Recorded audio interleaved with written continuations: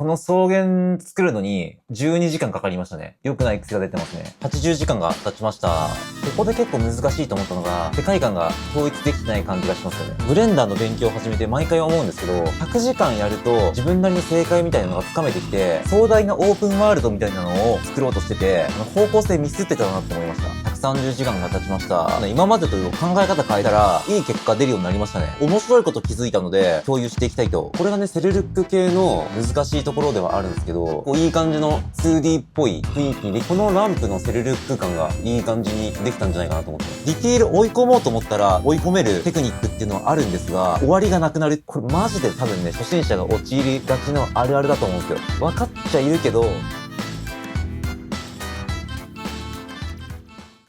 はい。今回はですね、ブレンダーでアニメ調のね、背景作りに200時間取り組んでいきたいと思います。前回ね、キャラクターモデリングを200時間挑戦してみて、作ったのが、このキャラクターなんですけども、このキャラクターに合うような背景作りですね。やっていきたいと思います。一応目指しているのが、しまじろうとかハム太郎みたいな、子供向けのアニメみたいなね、そういう雰囲気を目指してますので、それに合った雰囲気のね、背景ができたらいいかなと思います。アニメ調の背景って、まだね、どのくらい難しいのかっていうのが分かってないんですよ。これまで作った経験として、リアル調の方が、直感的に作れて、初心者には簡単だなと思ってるんですよね。アニメ調みたいな、セルルック調みたいな感じだと、センス的なものが結構問われてくるんで、そういうね、絵とか美術経験とかが全くない僕がどこまでできるのかっていうのが全く想像つかないんですけども、とりあえずね、200時間やってみて、このアニメ調で行くのか、それともリアル調で行くのかっていうのを検討したいかなと思います。今回も勉強して学んだこととか、苦戦してそれを乗り越えた方法とか、あとは役になった情報とかがあればどんどん共有していきますので、ぜひね、このアニメ調を目指している方、参考にしていただけたらと思います。最終的に挫折して、このアニメ調やめるかわかんないですけど、とりあえず200時間はあがいてみて、それでからね、検討したいと思います。それではね、アニメ調の背景作り200時間始めていきます。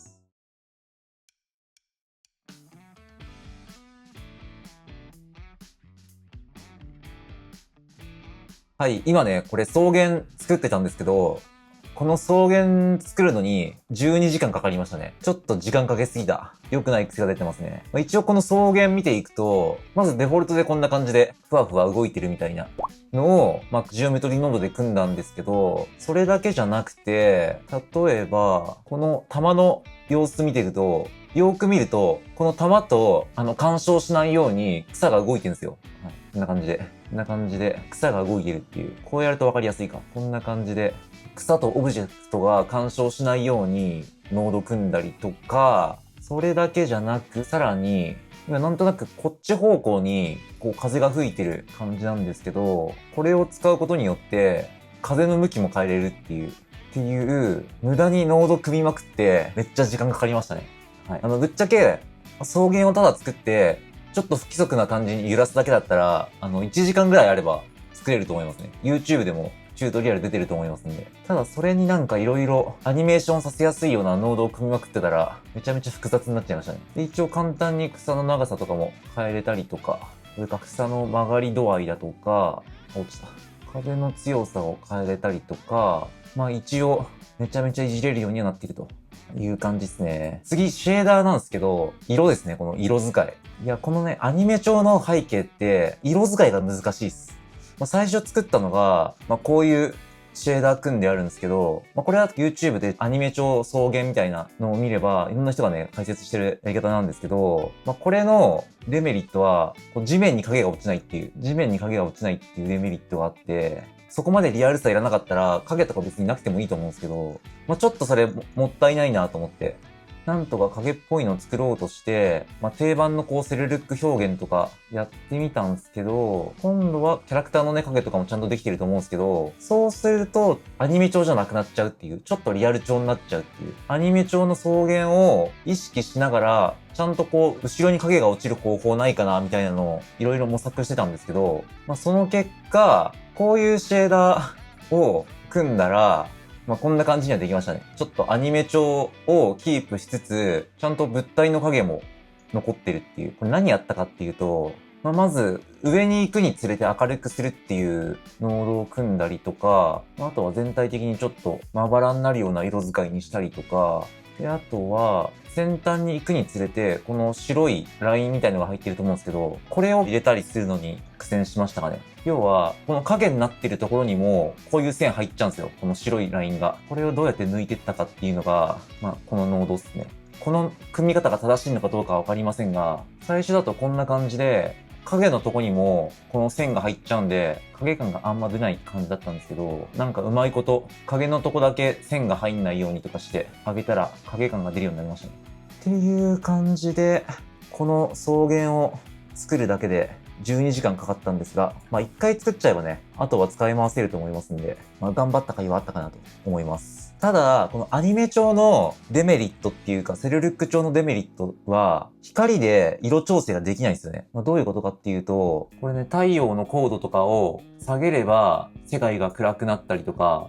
この空気抵抗とかを減らすと、夕方になったりするんですけど、草に全く影響を与えないっていうね。はい。周りが夕方になっても夜になっても、草の色はずっとこの色なんで、世界の色が変わったら、こっちの色も変えなきゃいけないっていう手間はありますね。リアル調だったら、世界の色を変えれば、世界の明かりに反応して、こっちも変わっていくんですけど、アニメ調の特徴としては、ライトの光に反射して見えてるんじゃなくて、この物体自体が光ってるみたいな感じなので、環境の影響はあんま受けないんですよね。っていうことで一応、こんな感じで入れ替えたら夕方になるバージョンっていうのも今作ってみました。こうすれば解決できましたね。後で夜バージョンも作っておこうと思います。という感じかな。このペースでやってたらマジで200時間じゃ何もできないぞ。引き続き頑張っていきたいと思います。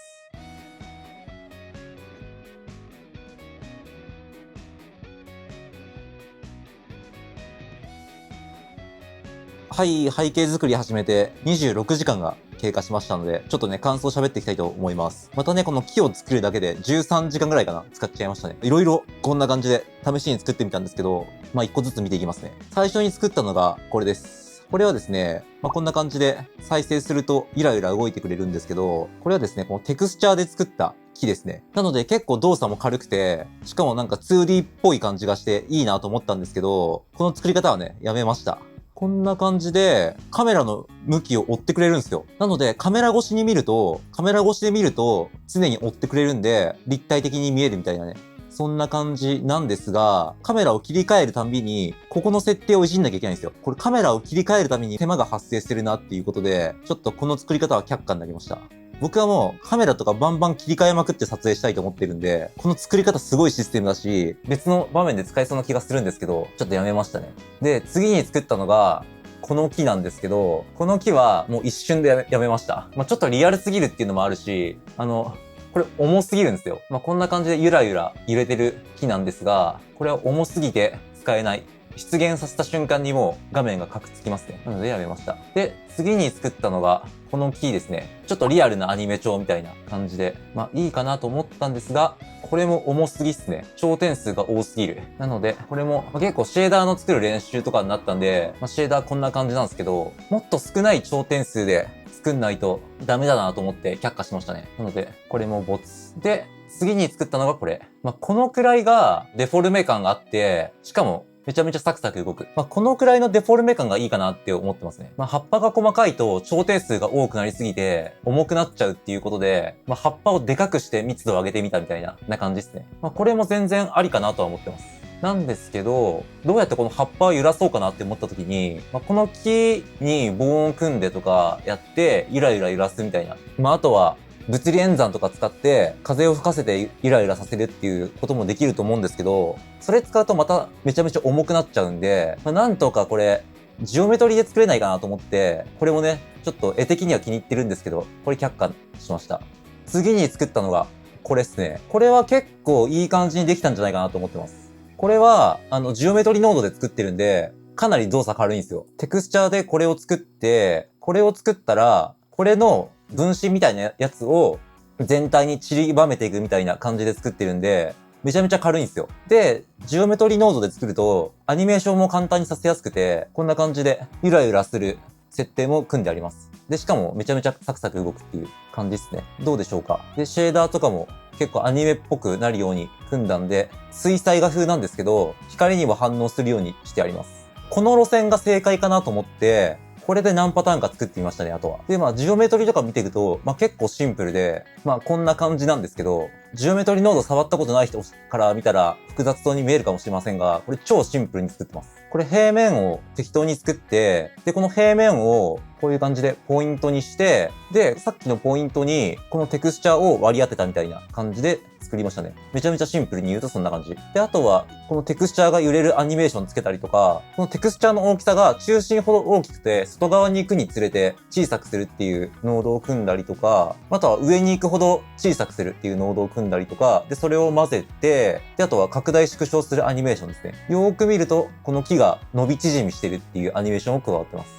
はい。そんな感じかな。これ使い勝手いいかなと思って、ちょっとこの設定でいこうかなと思います。これの作り方に関しては、もう自分で適当にノード組んで作ったんで、YouTube とか解説動画とかないっすね。シェーダー見ていくと、こんな感じになってますと。この辺も結構割とシンプルな構成かなと思ってます。これは定番のセルルックのノードで、これはグラデーションで、中心ほど暗く、外側ほど明るくっていう設定を組んであって、で、それにさっきのセルルックのシェーダーを混ぜて、テクスチャーの元の色はこれなんで、黒い部分を透過で抜いてあげて、軽くハイライトがかかるようにしてやるみたいな感じですね。この値を上げていくと、軽くハイライトみたいなのが入るよ。っていうのをガチャガチャやりまくったのがこれ。で、ちょっとこれシンプルじゃないなと思って色使いが。もうちょいシンプルにしようと思ったのがこれ。これただの色違いバージョンですね。色とかも簡単にいじれるようになってます。はい。っていう感じ。最後に作ったのがこれです。これはですね、さっきのこっちよりもさらに軽くしてあります。ポイントの密度っていうのを、こっちはですね、密度10で、これなんですよ。で、この密度を減らしていくと、こうやってスカスカになっていくんですけど、減らせば減らすほど軽くなって、もっとサクサク動くようになるんですよ。なので、こっちは3分の1以下の密度にしてあります。超サクサクバージョン、こっちは。密度を減らした分、ちょっとこのテクスチャーの大きさとかを広げてあげたみたいな感じですかね。はい。で、色ももうちょっとシンプルにしてあげたみたいな感じですかね。こっちの方が馴染むかなと思って、ちょっと軽量版も作ってみました。こんな感じですね。かなりシンプルに作ってあるんじゃないかなと思います。はい。下に行くほど暗くなるシェーダーで、境目にノイズをかけて、それを混ぜて、で、これは中心を暗くして、外側を明るくして、こんな感じでノイズで混ぜて、で、さらにそれを、このグラデーションと中心が暗いのを混ぜて、色をつけて、ちょっと虹色っぽいカラーも混ぜてあげて、で、セルルックのシェーダーを入れて、混ぜて、ハイライト加えて、で、最後テクスチャーを透過させて、こんな感じのちょっと水彩画で描いたような木になっているという感じですね。これが正解なのかはわかりませんが、いろいろガチャガチャ試しまくって作りました。という感じですかね。てか、この調子でやってたらマジで何もできない。こんな別に複雑じゃなくていいんだよな。この感じでいくと、背景の空はめちゃめちゃデフォルメなんですけど、この背景の空ももうちょっとリアル寄りにしていかないといけなくなっちゃうんで、全部のディティール上げなきゃいけなくなっちゃうんです。っていうことで次はちょっと空作っていきたいと思います。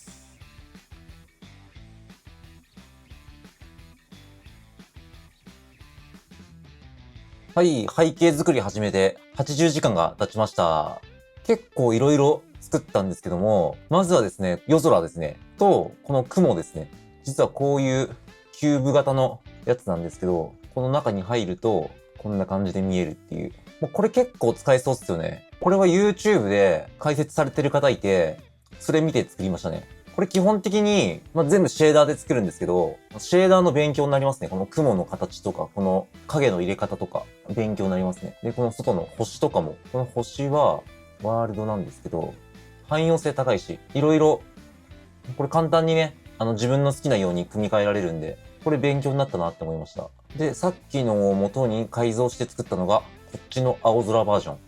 どうでしょうか？結構これいい感じの空になってるんじゃないでしょうか。で、外側の空には、こんな感じでちょっと細い雲を入れて、この内側に入ると奥行き感が出るっていう感じかな。これ、こうやって回せば、一応雲にもアニメーションかけれるっていう。このアニメ調の背景作りの勉強って、基本このシェーダーの勉強に近いですね。ほとんどモデリングとかしてなくて、ずっとシェーダーばっかいじってますね。あとはこんなテクスチャー作ったりとか。これも YouTube で解説してる人いたんで、それ見ながら作ったみたいな。こんな感じで、このキラキラの強さを上げると、こんな感じで輝いちゃったりして。なんかこんなん見たことあるような気しますよね。で、しかもこのテクスチャーのこのアニメーションって、使い回すのがめちゃめちゃ簡単で、乗せてあげればね、使えるんで、便利そうっすね。軽いし動作も。なんかこれ系いっぱい知りたいな。こっちは、テクスチャー動かしてるんじゃなくて、ジオメトリーノードで海自体を動かしてるみたいな感じなんですけど、それは結構重くなっちゃいますね。こんな感じで、この平面自体が動いてるっていう感じのアニメーションにすると、結構重いです。コマ落ちしちゃいますね。その代わり、シェーダーを動かすんじゃなくて、オブジェクト自体を動かすと、こんな感じで、船の動きのアニメーションっていうのはつけやすいですよね。そういう特徴があるなっていうのは思いました。基本的にめっちゃ重いです。こっちの方が。んで、次作ったのがこれですね。これとかもめちゃめちゃ勉強になったなと思います。これは、最初と同じように、シェーダーで動かしてるっていう感じですね。マテリアルで動かしてるみたいな感じ。要は、この模様が動いてるだけっていうアニメーションなんですけど、こっちの方がやっぱサクサク動いていいですね。この岩の上に、このテクスチャーを乗せてあるだけなんですけど、それで川っぽく見えるっていう。これも多分さっきの夜空作ってた人と同じ人かなが解説したと思うんですけど、このテクスチャーを使ってアニメーション作る系のチュートリアル楽しいですね。で、しかもかなりシンプルなね、ノードなんで、ジオメトリノードでさっきの波のアニメーション作るよりも全然簡単ですね。こっちの方が。むちゃむちゃシンプルです。この滝なんて、このめちゃめちゃシンプルなノードで作ってますからね。こういうのいいですよね。次作ったのが、実際にいろいろ組み合わせて背景作ったみたいな感じですね。これ最初に作った木なんですけど、さっき作った空と、この地面はジオメトリノードで作りました。で、適当にブレンダーキットで落としてきた車のモデルをセルルックっぽくして配置してアニメーションさせてるみたいな、そんな感じですね。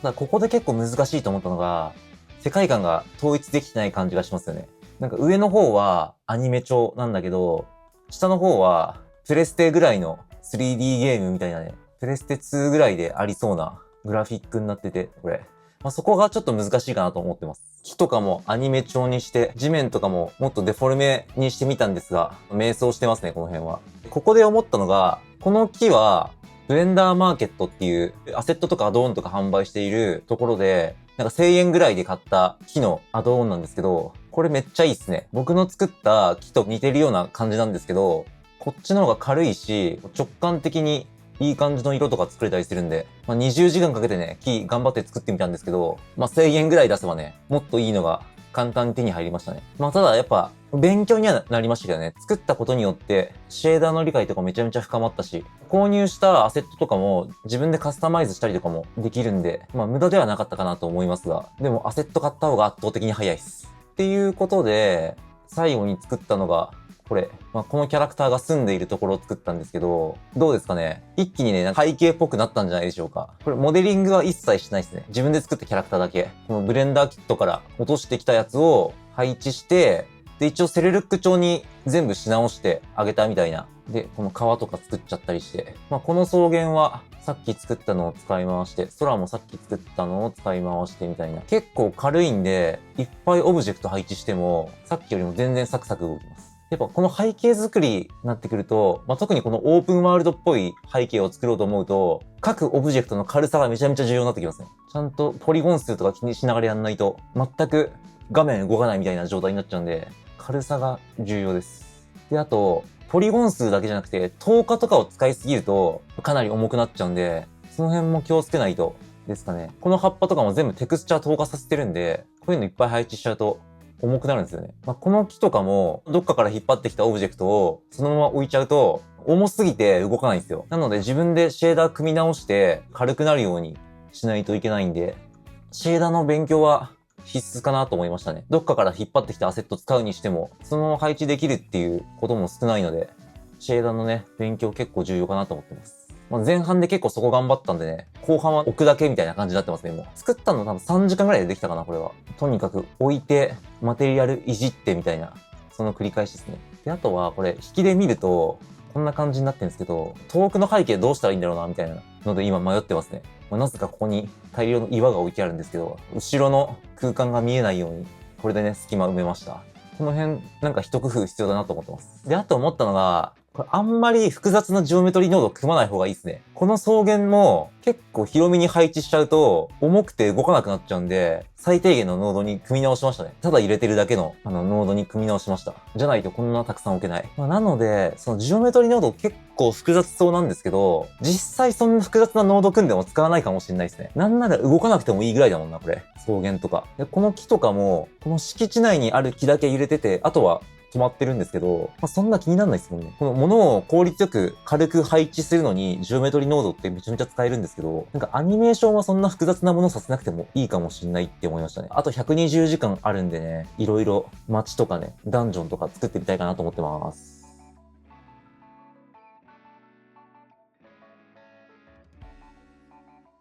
はい、背景作り始めて100時間経ちました。作ったやつをね、見ていきたいと思います。まず作ったのが、これですね。これ一応、ちょっとファンタジー的な感じで、ダンジョンの入り口みたいなね、ところを作ってみました。これは別にそんな難しくなくて、モデリングしたものっていうのはほとんどなくて、ブレンダーキットとか落としてきて、マテリアルをちょっとアニメ調っぽくいじって、みたいな感じですかね。この辺に並べてあるんですけど、これらを、適当にガチャガチャ置きまくったみたいな。でこの辺の木とかは、ジオメトリー使って配置して、で、川には、こういうただの平面に川のマテリアルを割り当てただけっていう、ここに載せてあるみたいな。で、この辺の街灯とかもね、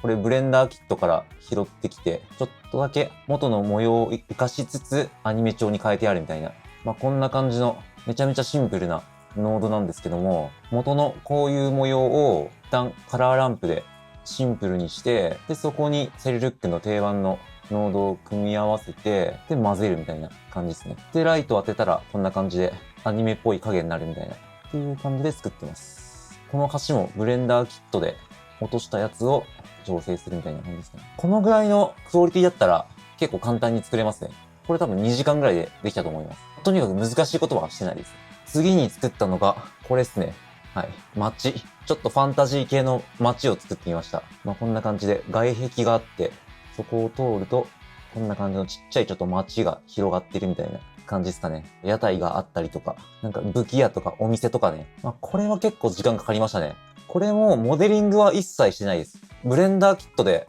落としてきたやつをアニメ調にし直して、なんか動物の森みたいな感じで、ポンポン置いて作るみたいな。それだけですね。こんな感じの規模。ちっちゃい街なんですけど、これでも結構重たいんで、もうこれ以上でかい街作るのは厳しそうですね。パソコンのスペック的に。これ配置するのには大して時間かかんないんですけど、オブジェクトを全部アニメ調にし直すっていうのにめちゃめちゃ時間がかかります。はい。これ全部ライン入れてあるんですけど、こういうのに時間がかかりましたね。ただ、ライン入れなくてよかったかもとは思ってます。この城とかめちゃめちゃ時間かかりました。これは噴水ですね。という感じで、やっぱりね、100時間やると、さすがに慣れてきますね。だんだんコツをつかんできて、やっぱ何事も100時間が大事ですね。自分の中の正解みたいなのができてきます。このブレンダーの勉強を始めて毎回思うんですけど、最初の0から100時間目は、これうまくいくのかなみたいな、途方に暮れながらやってるんですけど、100時間やると、なんだかんだ自分なりの正解みたいなのがつかめてきて、サクサク作れるようになってきますね。正直このぐらいのクオリティができればもう十分だなと思ってます。もっとシンプルでもいいと思ってるぐらいですからね。いや、目指してるのが、やっぱハム太郎なんですよ。ハム太郎の世界観で、これちょっとリアルすぎるんじゃねえかと思ってますね。ちゃんとレファレンスを参考にしながらやった方がいいなと思ってます。自分のやりたいようにやってると、どんどん細かくなっていく。なんか子供向けアニメで、こんな背景作り込まれてるシーンあるかなと思うと、あんまないと思うんですよね。もっとシンプルでいい。背景の情報量多すぎる感じがしますね。ちょっとね、参考資料として、ハム太郎の公式チャンネルの動画を、少しね、引用で借りさせてもらうんですけど、もう背景って結構シンプルなんですよね、やっぱり。もっと全然シンプル。こんな感じで結構シンプルで、背景の情報量が多すぎると、逆にキャラ目立たないんじゃないかと思ってて、このぐらいシンプルで、キャラクタードーンみたいな感じの方がやっぱ分かりやすいっすよね。なので、草原とかも、これ、多分ノイズテクスチャーとか使えば、この色味とか表現できると思うんですけど、それにちょっと端っこの方に草があるみたいなね。そのぐらいで十分なんじゃないかなと思って。こういう感じで、キャラクターにはしっかり輪郭が入ってるけど、背景は薄い輪郭だったりとか、そもそも輪郭入ってなかったりとか、で、これちょっとぼかしみたいな、ノイズみたいな、ホワイトノイズみたいなのが入ってて、なんか水彩画みたいなね、そういう雰囲気でこう背景のこの情報量っていうのをやっぱ積極的に減らしてる感じがしますよね。なのでちょっと作り込みすぎてたかもなっていうので、ちょっと反省してますね。で、キャラクターと近くにあるものとか、キャラクターが接触してるものには、こういう感じで輪郭線が入ってるんだなっていう感じですかね。こんな感じでキャラクター配置した時に、もう背景が濃すぎて、よくわかんないですよね。キャラクターの存在感が死んじゃうっていう。まあでも被写界深度設定したら意外とそれっぽくなるかも。どうなんだろうな。後ろの背景ぼかせばそれなりに馴染む感じはしますが。でもちょっと時間かけすぎた感はあるんで、もっとシンプルでいいっすよね。こんだけぼかすんだったら、時間かけてもしょうがなかった気はしますが、その代わりどの角度から見ても、ある程度成立するような形にはなってますよね。という感じ。なので、あと100時間は、ちゃんとレファレンスを見ながら、複雑になりすぎないっていうのを、ちゃんと大切にして、汎用性高そうな背景を作っていきたいですね。残り100時間、頑張っていきたいと思います。はい、今ね、シンプルな背景作ってみたんですけどもうこれでいいっすね。てか、今までね、やりすぎてましたね。なんか壮大なオープンワールドみたいなのを作ろうとしてて、方向性ミスってたなって思いました。こんな感じの、めちゃめちゃシンプルなフィールドで十分だなって思いました。これカメラとか見ていくと、こんな感じなんですけど、結局このキャラクターに焦点当てて、背景とかぼかすんで、そんなに複雑に作り込む必要なかったし、ハム太郎とか見てると、基本的にもうキャラクターってこんぐらいドアップで映ってたと思うんですけど、そうすると背景なんてほぼわかんないですよね。なんとなくキャラクターがどういうとこにいるのかっていうのがわかれば、なんか十分なんじゃないかと思って、ちょっと今までいらないところまで作りすぎてましたね。外枠消したら、こんな感じですからね。いや、複雑なこといらなかったな。こんぐらいシンプルで十分。で、これ一応木とか動くアニメーション入ってるんですけど、映ってないっていう。今ね、草の数とかもめちゃめちゃ間引いて、こんぐらいの量なんですけど、こんぐらいで十分だな。ここのフィールドにいる草原全部動くんですけど、それすらもいらないっていう。で、水面のアニメーションもこんぐらいシンプルの方が違和感ないかも。やろうと思えばこんな感じで、水面にね、このキラキラの模様とかも入れられたりするんですが、ちょっとしつこいかもしれないですね。これ入れるとめっちゃ重くなるし、アニメーションが。もうこの背景は超簡単で、ジオメトリでこの草原とか作って、周りの木配置して、で、これはただのテクスチャーに、これもジオメトリノードで、このコレクションに入ってるものに対しては、このジオメトリ近接ノードを使って、このコレクションの中に入ってるものの周りに白い模様が出るみたいな設定をしてあるだけなんで、超シンプルなノートでできますね。で、そのテクスチャーをポンって置いただけ。こういうのを量産してった方がいいな。いろいろ試しまくったことで、結構こういうテクスチャー作り超強くなりましたね。木の感じもこれで十分だな。ちょっと複雑な色使いすぎてた。あとはちょっと地面の色が、このね、地面の色があんま気に入ってないんですけど、これも多分、この位置よりも上は緑、この位置よりも下は地面の色みたいな感じで分けれると思うんで、そしたらこう凹ませたところは茶色く出てくるみたいな。で、上の部分だけ緑にできるみたいなこともできるんで、それやればもうちょっといい感じにできたかなと思います。今、上も下も緑一色になってるんで、そんな感じで、凹ますだけで、凹ましたところが茶色くなるみたいな設定はできると思いますね。方向性分かってきたぞ。ただ、一個ちょっと試したいことがあるんで、次は逆にリアル調作ってみようかなと思います。やっぱね、リアル調の方が、ブレンダー簡単なんですよね。基本多分ブレンダーってリアル調のアニメーションを作るために作られてると思うんで、このアニメ調っぽくなるような色使いとか光の当て方するの結構めんどくさいんですよ。リアル調で作って、このキャラクターにギリ馴染むぐらいのデフォルメ感に調整できればそっちの方が楽かもなと思って、一旦ちょっとリアル調で背景作ってみたいと思います。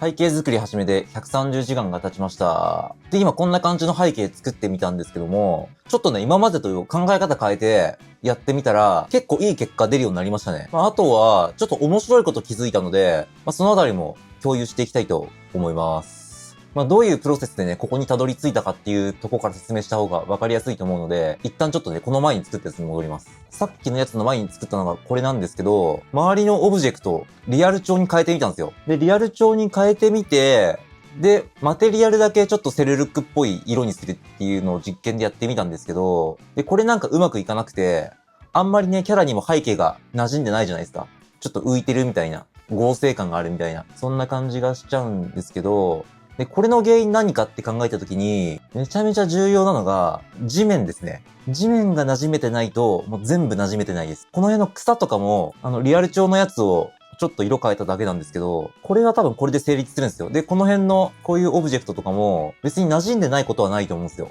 キャラクターが立っている地面が 2D っぽくないと全部に違和感出ちゃうなと思って、で、次のやつはそこを意識して作ってみたんですよ。んで、作ったのがこれ。で、これの地面は、こんな感じになってるんですけど、いろいろ試行錯誤した結果、どっかから拾ってきたマテリアルを頑張ってセルルックっぽく仕上げていくよりも、結局自分で頑張って作った方が早いってことにたどり着いて、めちゃめちゃシンプルなシェーダーなんですが、ノイズテクスチャーとボロノイテクスチャーを混ぜて、で、カラーランプで色付けして、ミックスして、みたいな感じで作ったら、結構いい感じに 2D っぽい地面作れましたね。地面は自分でやった方が早かったです。しかも、めちゃめちゃシンプルだしね。複雑なことしない方が馴染むな。あとは、偽物の影作るのめっちゃ重要っていうのを気づきましたね。こういう光の影響を受けたリアルの影もあるんですけど、この辺の道の境目の色とか、この草に近い方が濃い緑色になってて、だんだんこう薄い茶色になって、中心だけ白いみたいな、今感じになってるんですけど、これ偽物の影なんですよ。いろいろアニメ調の背景とかを見てたんですけど、物理法則とか無視して、嘘っぽい影入れた方が逆に馴染むっていう、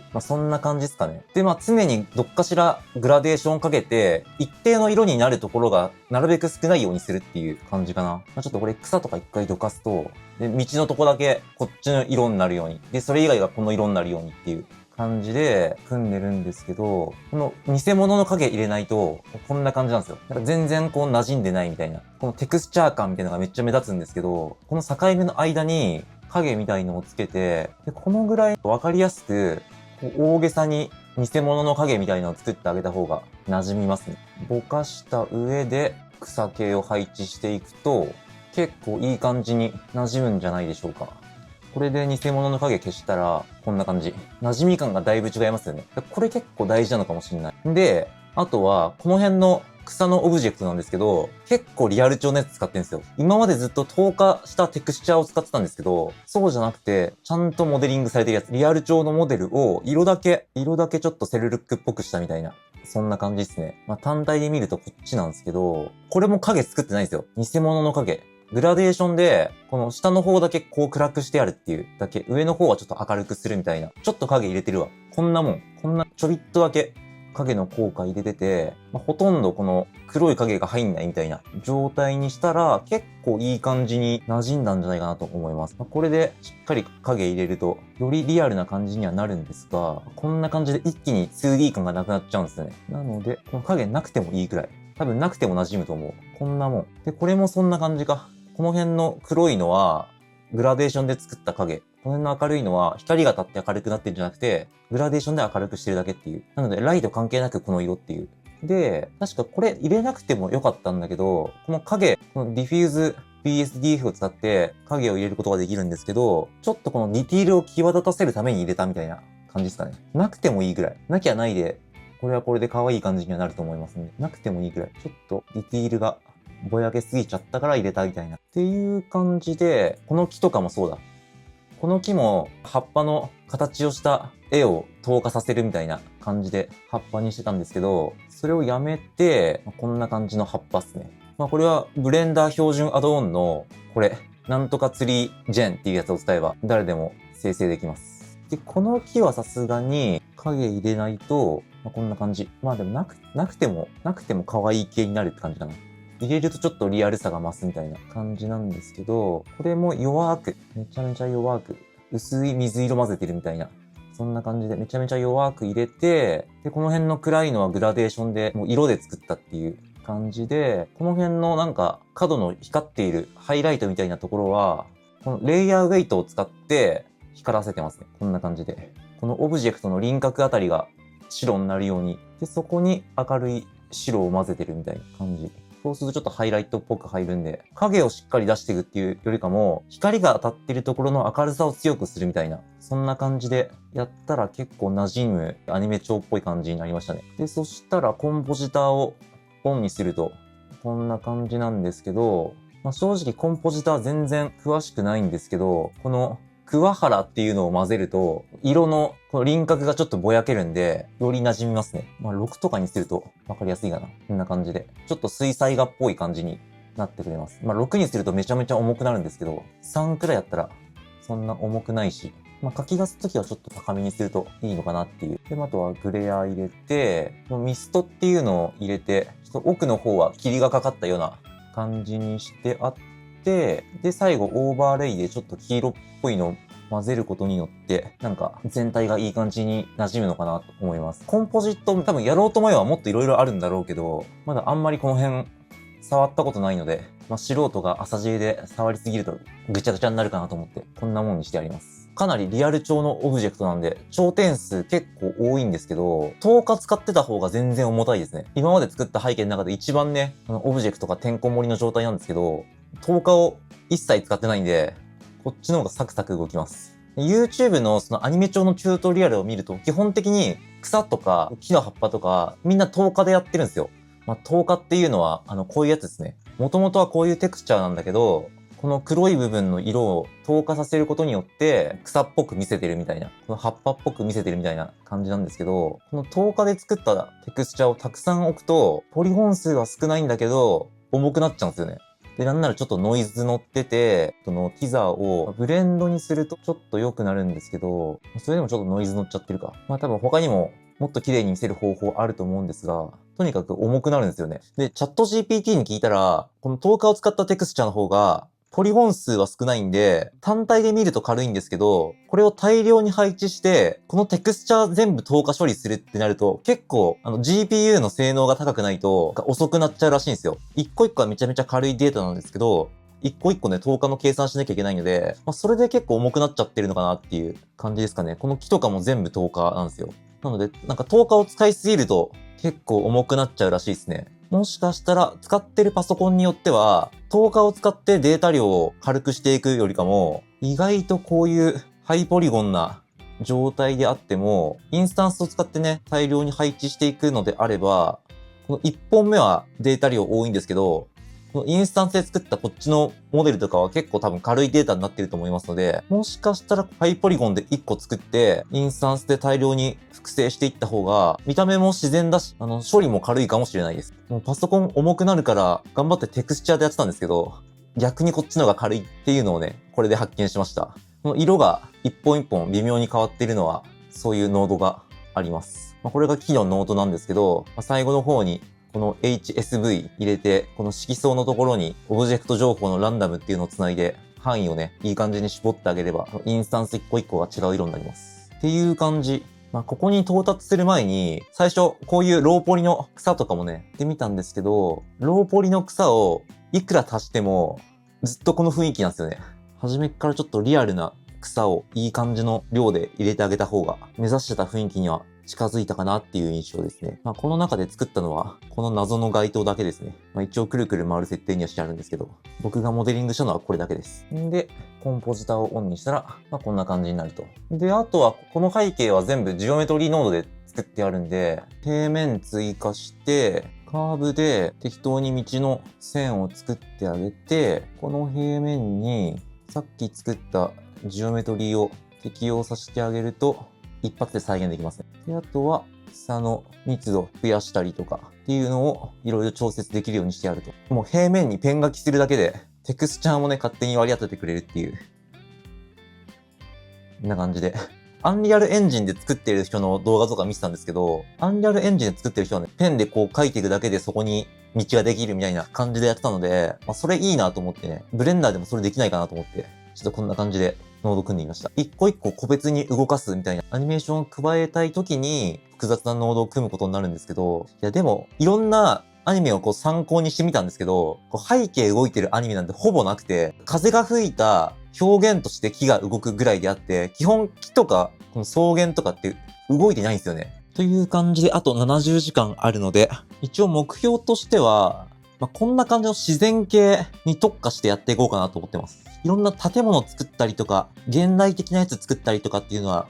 もう圧倒的に時間が足りないですね。もうジャンル絞って、この木とか草原とか川とか海とかそういう。で、このキャラクターが行動する10メートルぐらいの範囲を、しっかり作り込んでいくみたいな感じでやっていけたらいいかなと思ってますね。広大なオープンワールドを作って、で、めちゃめちゃローポリで作っていくよりかも、この10メートルぐらいの範囲をしっかりハイポリで作っていった方が、見た目もいいし、楽しいですね。完成度も上がって。っていう感じかな。じゃあと70時間はファンタジー世界の自然系っていうめちゃ狭いジャンルに特化してやっていこうかなと思います。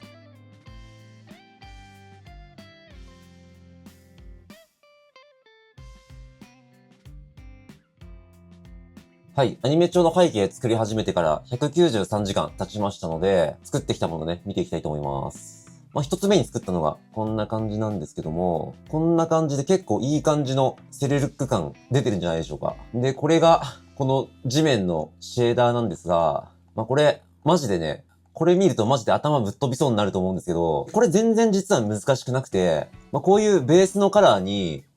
どんどんちょっとずつ、こういうちょっとずつ模様を加えて、足しまくってるみたいな。ただそれだけなんですよ。なので結果だけ見るとめちゃめちゃごちゃごちゃしてそうに見えるんですが、これ作った側からすると全然そんな難しくないですね。で、最初はもうこんな感じの極端な茶色になんか黒っぽい模様みたいな感じなんですが、この模様を入れたら馴染むようにグラデーションかけていくみたいな。で、このちょっと大きめのノイズみたいなの入れたら、それが馴染むように色を乗せていくみたいな。それをずっと何回も繰り返してって、仕上げていくみたいな感じですかね。例えばこれミッドジャーニーで出した資料なんですけど、この辺の池の色とか見てもらえると、この奥の方が濃くなってて、手前の方が明るくなってるみたいな、そんな感じで、またこの辺が暗くなってるみたいな。この辺が暗くなってるみたいな。こことかも、この奥の方が白くなってて、手前に近づくにつれて暗くなってるみたいな。で、これが現実的に正しいかどうかっていうのは、そこまで重要じゃなくて、これね、いろんなアニメの背景とかを見てったんですけども、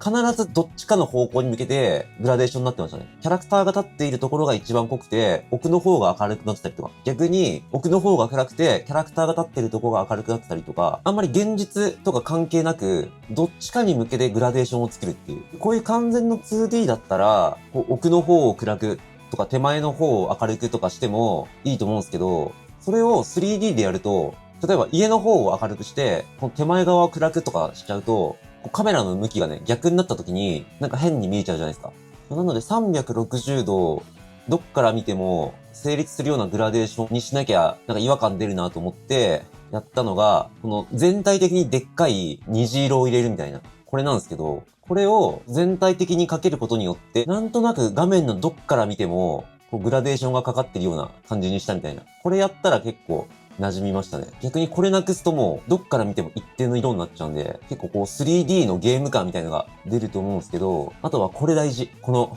モザイクみたいなね。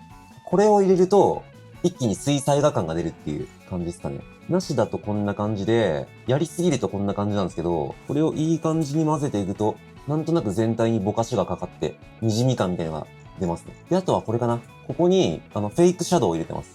なんかフェイクシャドウっていうらしいんですけど、偽物の影ですね。この家の周りに。これを入れることによって、一気にね、接地感が増しますね。この影とか、実際もう物理現象を完全に無視してるんですけど、入れないと、こんな感じ。入れないとこんな感じで、地面と建物が馴染んでないみたいな、そんな感じしたんですよ。で、嘘でもいいんで、この周りにね、これテクスチャーペイントで手書きしてるんですけど、なんか薄暗い色を混ぜると、急にちゃんと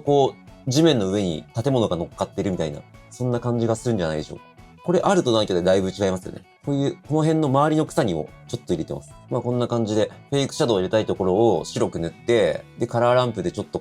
範囲絞ったりして、これをメインのカラーに蒸散で混ぜて、さっきの白いところに、この色が、掛け合わされて、ちょっと濃くなってるみたいな。っていう感じですね。で、あとはコンポジットかな。コンポジットはちょっとまだ全然勉強できてないんですけど、これは、ミストっていうのをね、使ってみました。これミストを抜くとこんな感じ。これ使うか使わないかでだいぶ馴染むんじゃないでしょうか。で、これただミストかけるだけだと、こんな感じでかかりすぎちゃって、空の抜け感みたいなのも出なくなっちゃうんですよ。なので、そのミストを上に行くにつれてミストが弱くなるっていうノードを組んであったりとか、この境界あたりにぼかしがかかるようにっていう感じで、ちょっと馴染ませてるみたいな感じですかね、境界を。で、これも桑原っていうやつをね、かけてるんで、なんとなく全体的に滲み感があるような感じになっていると。次作ったのが、こんな感じの、ちょっと夜っぽい背景を作っていました。全体見るとこんな感じの、だいたい半径10メートルあたりしか作ってなくて、それを結構高密度に作ってるみたいな感じですかね。結構ハイポリで作ってます。これ工夫した点は、これがね、セルルック系のシェーダーの難しいところではあるんですけど、こんな感じで、なぜか背景は夜なのに、なんかこの辺だけ見ると日中ぐらいの明るさになってるみたいなね。もうライトの影響関係ないんで、こうなっちゃうんですけど、このコンポジターの最後で、オーバーレイで、ちょっとなんか、こう、暗い色混ぜれば、それだけでも結構馴染むんじゃないかなというのをね、発見しましたね。で、さっきはミストっていう機能を使って霧を作っていったんですけど、ミストで作ると、空にも全部ミストがかかっちゃって、それをノードで切り分けていくっていうのが結構めんどくさかったんですけど、これはミストじゃなくて、ボリュームっていうのを使ってやりました。こんな感じですね。これはめちゃめちゃ簡単で、普通に立方体を変形させて、こういう形を作って、プリンシプルボリュームっていうのを、マテリアル出力のボリュームにつなぐだけですね。そうするとこういう霧っぽい部分をこう自分の任意のところに作れるんで、ミストでやるよりも、このボリュームで作っていった方が、コントロールしやすいなっていう感じですね。結構そのアニメ調の背景とかを見てると、こんな感じで、このなんか、この辺の奥の方は、すごい霧がかってる感じなんですけど、上の方は霧が抜けてるみたいなね。そんな感じなんですよ。ボリュームでコントロールした方が、この上下の差っていうのは簡単に作れますね。そんなもんかな。これで改めてなんか工夫したことっていうのは。はい。で、次作ったのがこれっすね。こんな感じでシェーダーだけで芝生っぽい地面作ってみました。どうでしょうか？こういうチュートリアルなかったんで、自分の中のこれが正解なんじゃないかっていうので作ってみました。こんな感じのシェーダーで作った草原ですね。こっちは砂利バージョンみたいな。色変えただけですね。色とちょっと模様の大きさ変えただけで砂利バージョンにしたっていう。で、次に作ったのがこれっすね。なんかキャンプしてるシーンとか作るのを想定して作ってみたんですけど、こういい感じの 2D っぽい雰囲気にできたんじゃないかなと思ってます。はい。全体見ていくとこんな感じになってると。なんとなく自分のパターンができてきたなっていう感じしますね。なんかもうこのくらいで良かったなと思いましたね。今まですごいごちゃごちゃ作りすぎてたなっていう気がしてます。結局主役はキャラクターだと思いますんで、背景の情報量が多すぎてごちゃごちゃしてると、なんかよくわかんなくなっちゃうじゃないですか。これ物理現象としては全く意味がわかんないんですが、なぜかこの奥に行くにつれて地面の色が明るくなってるっていう。これ参考にしたね、アニメの背景があるんですけど、なぜかそれもそうなってたんで、ちょっとそれを真似してやってみたら、ちょっと 2D っぽいな、みたいなね、感じになりましたね。意味はわからない。なぜか奥に行くにつれて明るくなるっていう。はい、で、手前に行くにつれて暗くなって、で、この水との境目はちょっと、より黒くしてるみたいな、ちょっと濡れてる表現みたいなね。とにかく嘘っぽさみたいな逆に 2D っぽくなるのかなと思いましたね。このね、水の流れとかも、この白い線とかも、このちょっとわざとらしい感じが 2D 感を引き立ててるのかなっていう。で、この地面に配置してる岩とかも、ちょっとわざと大きめにしたりとか、この輪郭線入れてみたりして、結構極端でもいいのかなと思いましたね。で、今のに雲加えたりとか、丘の上に木を加えたりとか、で、微妙にこの川沿いだけなぜか雑草が生えてるみたいなね、のを加えてみたのがこんな感じ。はい。で、あと、室内のシーンも作ってみました。窓の外から見ることもできます。個人的には、このランプのセルルック感が結構いい感じにできたんじゃないかなと思ってます。今までのセルルック調だと、こんな感じで、光に反応して、影とハイライトの部分は、動くんですけど、これでも最初いいかなと思ったんですが、さらにもう一回ディフューズを重ねて、アニメ調っぽい影はできるけど、一応このライトの光の影響も受けるようにしてあるんで、ライトのカラーを変えると、こんな感じで、それに反応して、若干こう色が変わってくれるっていうのを加えてみましたね。これ日中のシーンだったらいらないと思うんですけど、夜のこの明かりの雰囲気って結構いいじゃないですか。なので、ちょっとこれをね、いい感じに活かしたいなと思ったんですけど、それを活かすためにどうしたらいいのかなと思ったら、もうシンプルに一旦セルルックでこの色を作ってから、最後にディフューズをもう一回かけると、なんかいい感じになりましたね。これが正解かどうかは全くわかんないです。こんなんね、マジで解説してる人がいないんで、もう自分で試しながら、実験しながらやってるんで、マジでこれが正解かどうかは全くわかんないです。これ邪道なのかもしれませんが、そんな感じでやってみました。で、地面はこんな感じですね。あんまりごちゃごちゃしないように、嘘くさくなるような雰囲気で模様を入れてみたと感じですね。ちなみにこのタイルっぽい模様は、このレンガテクスチャーっていうのを使えば簡単に作れますね。で、あとは最後の方にこのアンビエントオクルージョンっていうのを追加して、カラーランプでちょっと大げさにして、それを混ぜ合わせていくと、このなんか接地感が簡単に作れますね。フェイクシャドウを作んなくても。多分作った方がいいんですけど、この一個一個作ってたらもう大変なんで。っていう感じかな。この家は、自分でモデリングしたんですけど、マジで適当。家がこういう構造になってるかは知らないです。自分の想像で作ってみました。最後に作ったのが、これっすね。これ何がしたかったかっていうと、まず、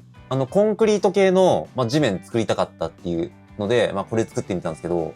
いい感じにできたんじゃないでしょうか。で、あとは土の地面作ってみたいなと思って作ったのがこれ。近くで見るとわけわかんないですが、なんか遠目で見たら割といい感じに馴染んでるんじゃないでしょうか。はい、ちょっと色が濃すぎるか。もうちょいサイドを下げてあげた方が馴染むかも。下げすぎか。この辺りのセンスマジでないんだよな。この配色のセンスがマジでわかんない。こんなもんにしよくか。で、この海は、これ海なんですけど、波テクスチャーを作って、こういうメインのカラーを作ったら、そこにひたすらいろんな薄くノイズを掛け合わせまくって、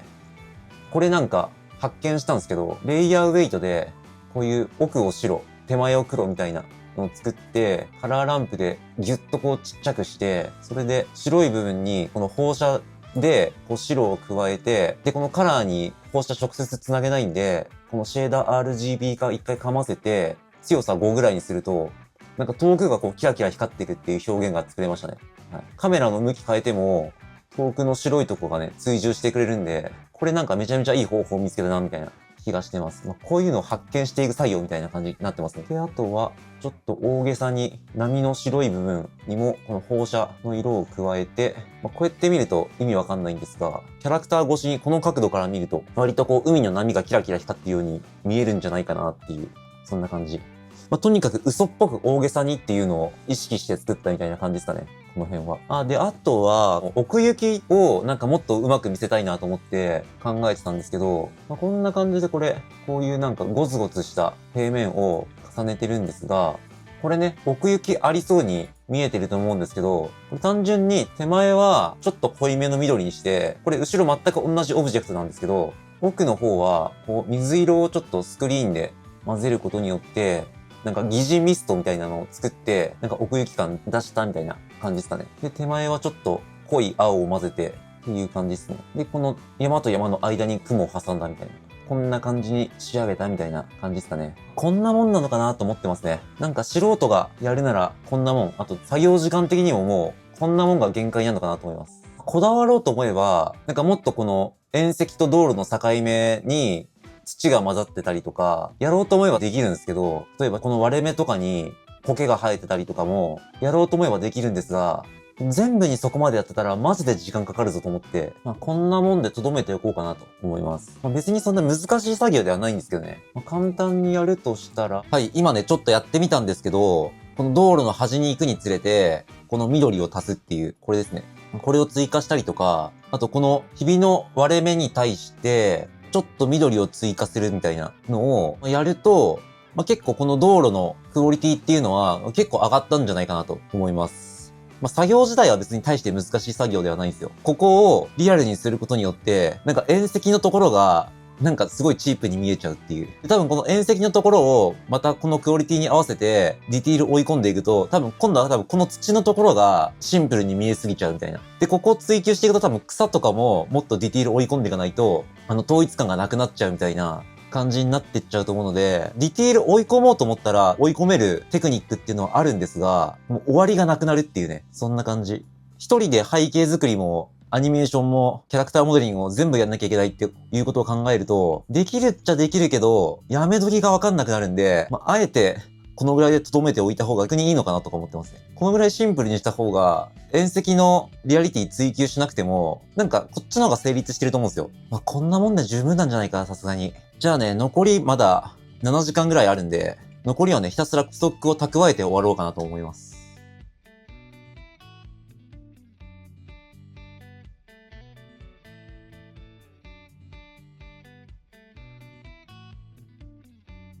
はい、じゃあ最後にね、200時間やったまとめ話していきたいと思います。まず一つ目は、この地面の 2D 感がめちゃめちゃ大事ですね。これ地面がアニメ調っぽくないと、どんなに他のモデルを頑張ってアニメ調にしても、全然うまく馴染まないです。で、逆に地面がアニメ調になってると、他が多少リアル調寄りでも結構自然に見えたりするんで、とにかく地面をしっかりね、作り込んでいくっていうのが重要ですね。で、他のリアル調のマテリアルを頑張ってアニメ調にしていくっていうよりかも、もう自分で一から作っていった方が、逆に早いなと思いました、これは。で、次がこれですね。もう嘘っぽくていいと。嘘っぽくて大げさにやった方がアニメっぽい雰囲気になりますね。ディフューズ BSDF を使って現実の光とか現実の影を再現していくっていうことにあんまり頼らない方がいいですね。リアルな光や影よりも、もう絵としての気持ちよさを優先していくっていう感じです。で、影とかハイライトっていうのはもう自分でマテリアルをいじって描いていくっていうイメージですかね。現実の法則はもうガン無視で作っていくっていう感じです。この現実の影は、なんかディティールを際立たせるためにちょっと気持ち入れるぐらいですね。そんな感じでいくと結構 2D 感出せるかなって思いました。で、このシェーダーエディターでめちゃめちゃ複雑なノードを組んでたと思うんですけど、これに関しては YouTube にアニメ調のシェーダーの解説っていうのは、結構ありますので、それをとにかく真似しまくっていれば、ある程度作れるようになりますね。チュートリアル見まくって、とりあえずパターンっていうのを押さえて、で、それを自分で崩したりとか、いろいろ試しまくったりすると、結構自分なりのいい感じのパターンっていうのが見つかってきますね。定番の組み方っていうのがあるんですよ。この組み方すればセルルック調になるとか、この組み方すると石っぽい表現作れるとか、水のキラキラした表現作れるみたいな、ある程度定番のパターンっていうのがありますので、それをたくさん覚えて、それを真似して、崩して、組み合わせるみたいな感じで結構対応できますね。次がここ。アニメ調ってマジで正解がないから、しっかりね、レファレンスを決めて、それをね、大切にした方がいいですね。もう作品ごとにね、全然アニメ調って違うんですよね。もう水彩画風だったりとか、なんかめちゃめちゃデフォルメで一個一個輪郭線入ってるとか、これマジで全然違うんですよ。なので、これが正解っていうのがなくて、初心者にはやっぱそこが難しいなって思いましたね。これがアニメ調の正解ですっていうのがあれば、すごい勉強するのが楽だし、なんかゴールとかが見えてやりやすいと思うんですけど、それがないし、YouTube にあるそのアニメ調っていうのも人によって全然違うんで、なので、ちゃんとね、レファレンスを決めて、なんかそれに沿っていくっていうのが超重要だと思いました。で、僕の傾向としては、シンプルにやろうと思ってはいるんですけど、どんどん細かくなっていっちゃうみたいなね。どうしてもこの YouTube のチュートリアルを見てると、むちゃむちゃレベル高いんですよね。ジブリ風とか、新海誠風みたいな解説が多いんですけど、超レベル高いです。いやもう映画の作品みたいなね、そんな感じになっちゃってるんですけど、もっと全然シンプルな作品はいっぱいあると思いますので、YouTube 見て、これ無理だぞとか思っても、あんま気にしない方がいいかもしれないですね。取り入れられそうなところは取り入れて、もう意味わかんないところはもう飛ばしていくみたいなね。そんなんでいいと思います。どうしても YouTube で情報を集めていくと、どんどん複雑でハイクオリティになってっちゃうんですけど、意外とレファレンスのアニメとかを見ると、そこまで凝ってないぞみたいなね。もっとシンプルだぞみたいな。そんなのは全然あると思います。で、次ここですね。色使いめちゃめちゃ重要なんですけど、ここは正直200時間やっても上達した気がしないです。背景のモデルを組み合わせていくのは、結構できるようになるんですけど、それをどういう配色でやっていくのかっていうのは、結構やっぱ経験が問われると思いますね。いろんな作品見たりとかして、いろいろ試しまくったりして、この配色のセンスっていうのは、成長するのに時間がかかるなと思いました。で、今思うと、僕が作った背景全部サイド高すぎたなみたいな感じしますね。サイド高すぎてなんかごちゃごちゃして、その結果安っぽく見えちゃうみたいなね。そんな気がしましたね。これレファレンスの背景とかを見ると結構地味なんですよね。色使いとか。なので、やっぱね、何回も言いますけど、これレファレンス見て、その情報量とか、明度とかサイドとかコントラストを、しっかり観察するとか、もうカラーピッカーで、拾ってきて、そのまま使っちゃうっていうのもありだと思いますね。自分のセンスで色をね、どんどん割り当てていっちゃうと、なんか僕の場合どんどんサイドが高くなりすぎて、ごちゃごちゃしちゃうっていう感じになりました。このね、レファレンスを見てっていうのを、なんか多分この動画の中で何回も言ってると思うんですけど、これマジで多分ね、初心者が陥りがちなあるあるだと思うんですよ。分かっちゃいるけど、どんどん無視しちゃうっていう。で、後から見返すと、やっぱちゃんと見ときゃよかったなっていうことを何度も思ったので、マジでちゃんとレファレンス決めて、そのレファレンスを参考にして忠実に作っていくみたいなね、がいいかなと思いましたね。で、ブレンダーって基本的にリアルなアニメーション作るために設計されてるなっていう印象でしたね。もうブレンダーまず立ち上げたら、カラーマネジメントの設定を、デフォルトから変えたりとか、で、シェーダーエディターいじるときに、まずプリンシプル BSDF を削除するとこから始まったりするんですけど、基本的にブレンダーが推奨しているものを壊して、非現実的に色作りをしていかなきゃいけないっていう感じなので、初心者にはやっぱ難しいなって思いましたね。ここに慣れるまでに結構時間がかかったなっていう感じしました。で、あとここ。全体的のディティールのバランス。これが重要だなって思いましたね。これね、一部だけ作り込んじゃうと、他の作り込んでないとこが浮いて見えるんですよ。なので、そこも追い込んでいかなきゃいけない。で、そこを追い込んだらまたここも追い込んでいかなきゃいけないっていう、無限ループに陥りますね。で、それを全部作り込んでいくと、マジで時間がかかっちゃって、なんか草原作るのに10時間かかるとかね、そんな感じになっちゃうんで、追い込むっていうのも楽しいんですけど、どこまででやめとこうみたいなのは、意識しながら作っていった方がいいと思いますね。まず全体を作ってから、ちょっとずつディティールを上げていくっていうのがいいかなと思います。で、あとはそのブレンダーキットとかのモデルを取り込んで、で、基本的にブレンダーキットにあるモデルっていうのはリアル調のマテリアルになってますので、全部変えなきゃいけないんですけど、それでも結構ね、アニメ調っぽい世界観は作れましたよね。そのシェーダーをいじれれば、アニメ調の世界観に持っていくことができたんじゃないかなと思います。で、逆にちょっとこっちの話に戻ると、デフォルメさせすぎると、このブレンダーキットからモデルを拾ってこれなくなっちゃったりするので、そこのバランスも結構重要かなと思います。ブレンダーキットでモデルを拾ってくるのであれば、結構リアル調のモデルになりますので、そうすると、ある程度ディティールを追い込んでいかないといけないんですけど、でもディティールを追い込みすぎると、めちゃめちゃ時間がかかったりするっていうね、こういう矛盾点がありますので、そのドスモにはまらないように、ディティールのバランスっていうのは常に意識した方がいいと思いますね。デフォルメさせすぎると、そんなモデル落ちてないんで、自分でモデリングしなきゃいけないから、また時間がかかったりとか。リアルにしすぎると、ディティールを追い込んでいくのに時間がかかるので、このバランスっていうのはね、難しいなと思いましたね。200時間アニメ調の背景やってみての感想はそんな感じでした。とにかく正解っていうのがないので、僕が今言ったことはあくまで僕が思ったことですので、参考程度にしてもらえればなと思います。どういう世界観を目指すかによってまた全然変わってくると思いますので、美術経験全くない素人がアニメ調の背景を作るとしたら、最適解はこんな感じになってくるのかなとは思うんですけど、それよりもね、自分が作りたい世界観の方が重要だと思いますので、あくまでも参考程度にという感じですかね。はい。という感じで、この動画はね、以上とさせていただきます。参考になった動画は概要欄にリンク貼っておきますので、気になったね、ものがあればチャレンジしてみるといいんじゃないかなと思います。それではご視聴いただきありがとうございました。失礼します。